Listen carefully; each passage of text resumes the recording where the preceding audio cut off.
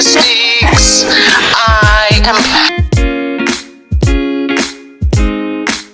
Hi guys, welcome to our first episode of our podcast. I'm Tanith and I'm here with Nadima and Zaina from Visa Logistics. So today we have a few voice notes from our clients, basically asking us a few questions and we'll be answering them for you. We also have a few clients who told us about their good and bad travel experiences. Some were embarrassing, some were funny. And we'll just be responding to them and teaching you guys how to prevent that from happening. Yeah. So should we start with the voice notes? Yes.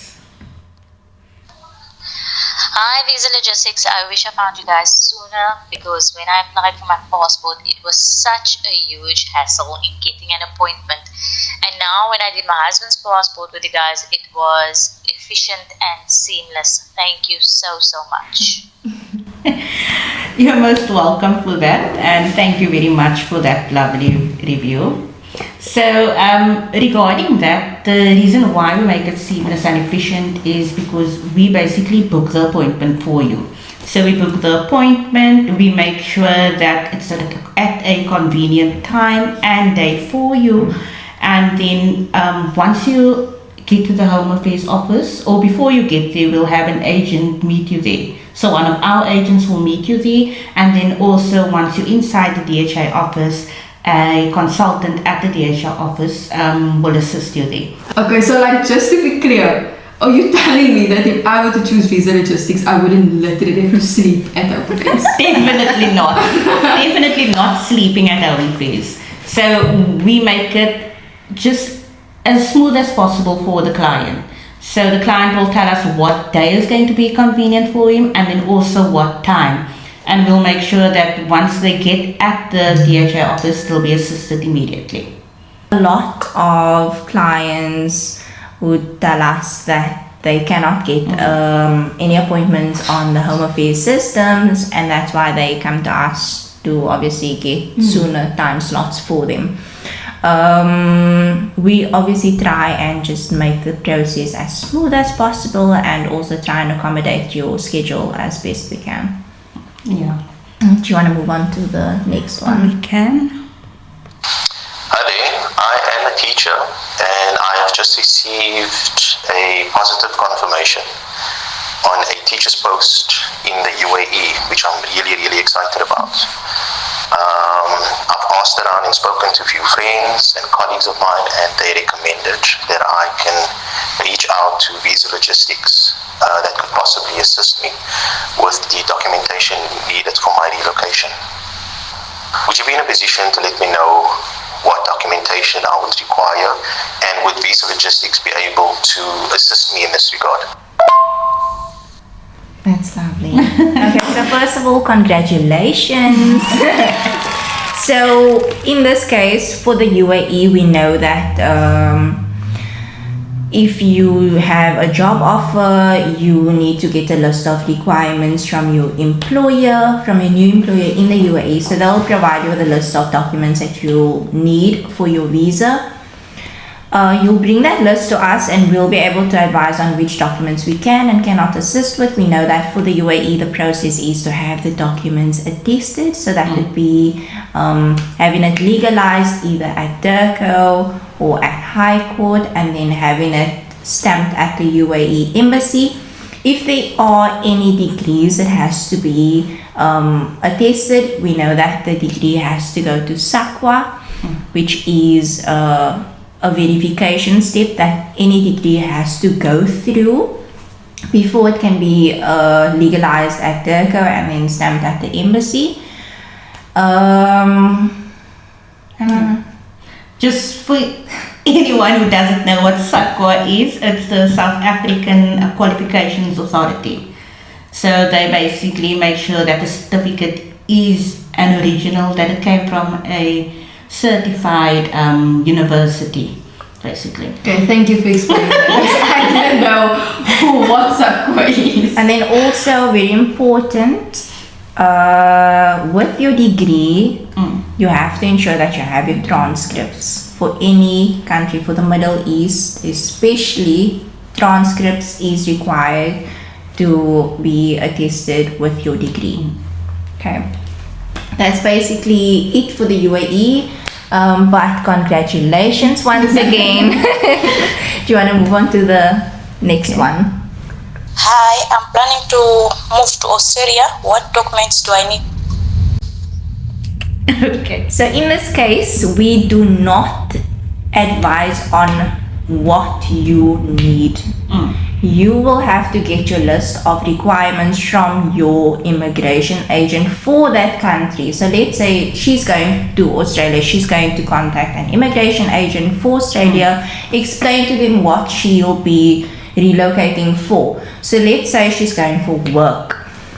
They'll be able to provide a list of requirements, same as the UAE. You're going to get your list of requirements. You'll bring that list of requirements to us. We'll be able to advise on what we can and cannot assist with. We'll obviously try as best we can to do everything for you. And then once everything is completed, we'll be able to assist you with the visa application as well.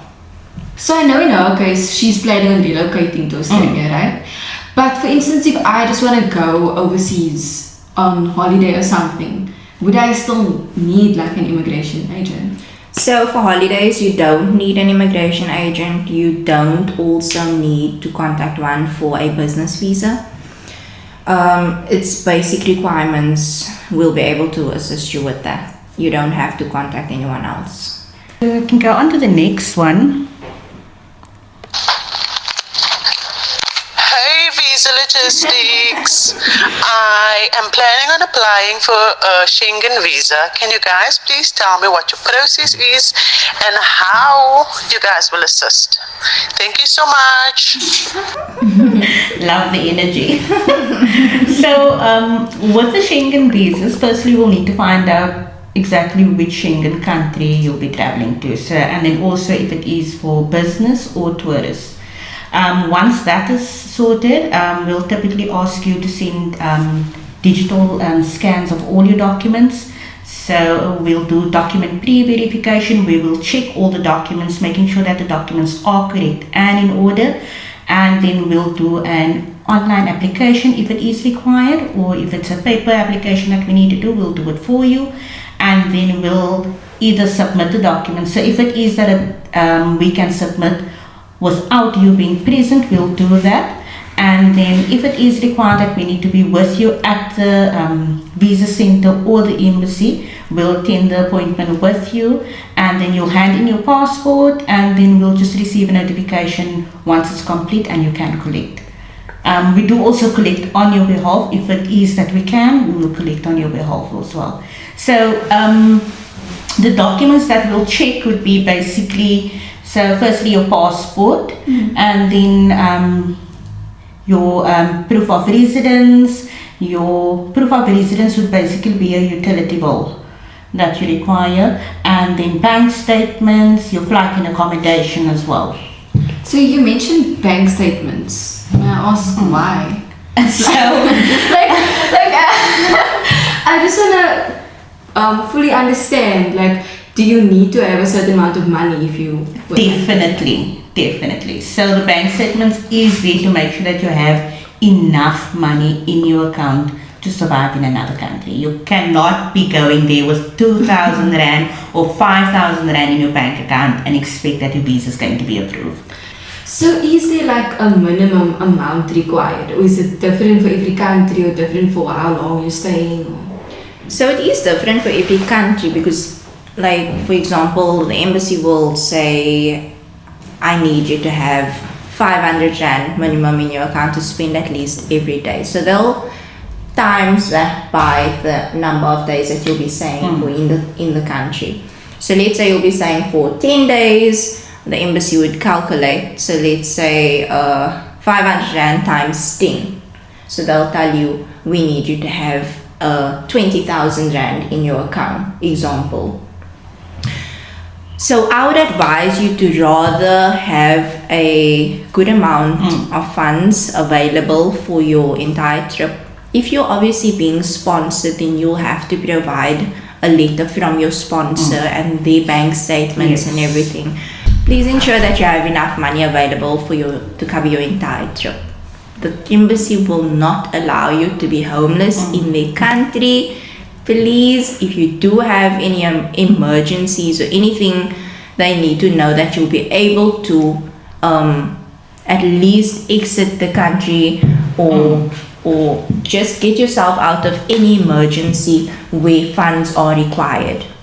Okay, that's basically the entire process. Yeah. So we have another one here. So we can just play. I think this is the last voice note that we have. Ek het onlangs my goudvisum vir Portugal gedoen en ek was regtig bewus daarvan dat my dokumente nie oor as 3 maande en geapostuleer moet wees nie. Ek wens net ek het vroeër van julle geweet. So you guys know my Afrikaans is not that good. So can you just translate the question for me? Okay, so what she's basically saying is that she wishing you about visa logistics while she was doing her documentation for Portugal, and I'm thinking that she was probably applying for her golden visa. We know that for the golden visa process, your documents cannot exceed the validity period of 3 months. If it is 3 months and 1 day, you have to start the process all over again for your documents to continue in your visa application process. So your immigration agent would tell you, I need you to obviously redo this document because it's close to the validity period of 3 months. A client would come back to us and say, look, I need to start the process in order for the document to not be older than 3 months. So it would be valid for another 3 months basically. If it is, whether it is documents from DHA, whether it is your police clearance certificate, any document, it has to be valid for 3 months, and medicals is also required for Portugal for the golden visa. Yes. So that's basically the process that she had to follow, and if she had known about visa logistics, we would have been able to assist her with the entire process for each document instead of her going to Home Affairs, obviously standing in the long queues, we know, for basic documents such as like your birth certificate or marriage certificates or death or anything, depending on what she's obviously applying for. But she wouldn't have had to stand in the long queues at Home Affairs or waited like 6 months for police clearance certificate. Where we can assist within 5 to 7 business days. Because what happens usually is a lot of clients, they did all their documents and then they never knew about the 3 months, and then they come to us and they need to redo that whole process. So let's say, for example, a Home Affairs document we know it takes weeks and months, right? So with us, we can assist with the actual document. We can assist within a few days or a week or 2 weeks. And then the document also has to go to Turkey to be apostilled, where we can also offer an express or super express option to make sure that the entire process is is completed way before the 3 months. So with Portugal, it is extremely important to stick to the timelines, and we know exactly how to handle these clients and how fragile the process, the time frames are. And what they should also do is like to just note down when that document will expire, because it's going to be a continuous thing where they're going to be having to submit documents again. I feel like there's so many things that myself even and a lot of other people don't realize about traveling. And I mean, everyone has that dream of traveling someday. And it's like, from what I've learned from you guys, it's a lot. And I genuinely cannot imagine doing it myself one day.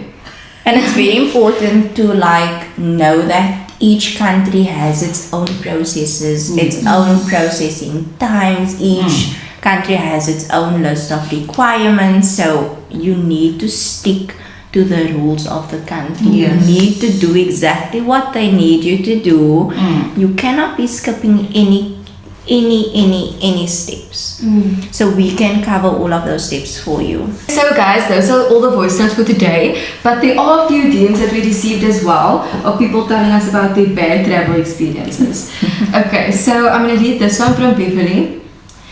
4 years ago, my husband and I planned a trip to Australia to visit his family.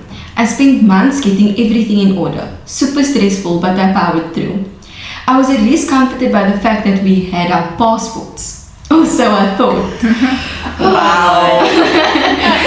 I don't even want to know what happened.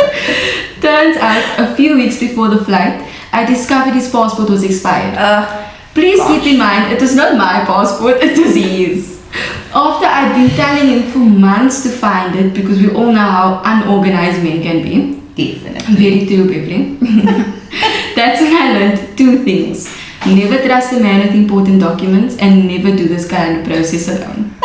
So when he got the job in UK, I found visa logistics and I thank God every single day that I did. We've been in the UK for a year now and I didn't have to lift a single finger.